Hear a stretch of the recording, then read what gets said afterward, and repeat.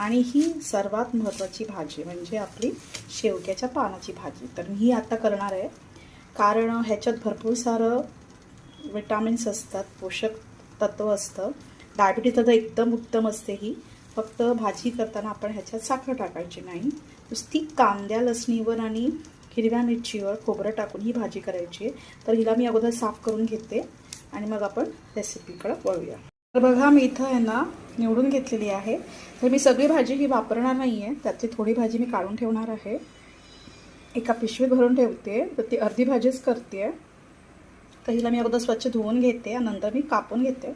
कांदा कापून घेते.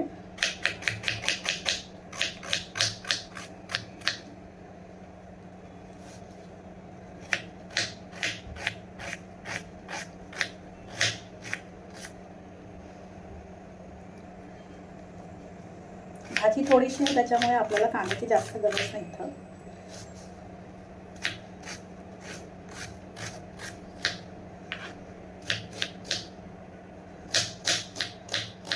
नक्कीच ही तुम्ही रेसिपीज ट्राय करा, स्पेशली जे डायबिटीज पेशंट आहे त्यांनी तर ही नक्कीच खावी, कारण ती एवढी हेल्दी आहे. ही खाल्याने तुम्हाला डायबिटीज कमी व्हायला मदत होते. मी चिकच टाकते आणि आपण जी भाजी आहे ती काढूया. ॲक्च्युली कापायची पण गरज नाही आहे, तरी पण मी तुम्हाला ही दाखवते कशी कापते मी ती. बारीक पाहिजे तर बारीक कापू शकता, किंवा अशी पण टाकली तरी चालते.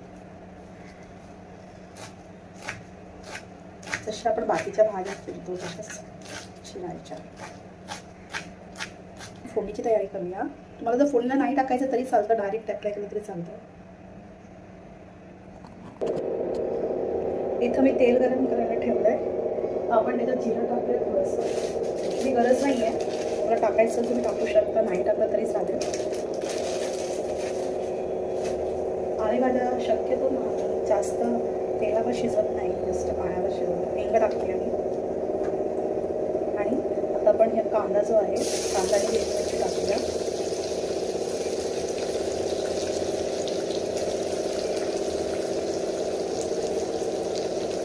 त्याला मस्त असं फ्राय करून घेऊया तेलावर कांद्याला. भाजी व्हायला जास्त वेळ घेत पण आहे, पटकन होते. 2 मिनिटातच, फक्त कांदा जरा मऊ व्हायला पाहिजे. कांदा आपला होत आला आहे. आता आपण ही भाजी टाकूया आपली आणि तिला आपण तेलात मस्त फ्राय करून घेऊया. तुम्हाला साखर पाहिजे असेल तर साखर टाकू शकता, नाही टाकली तरी टाकायची नाही. लसूण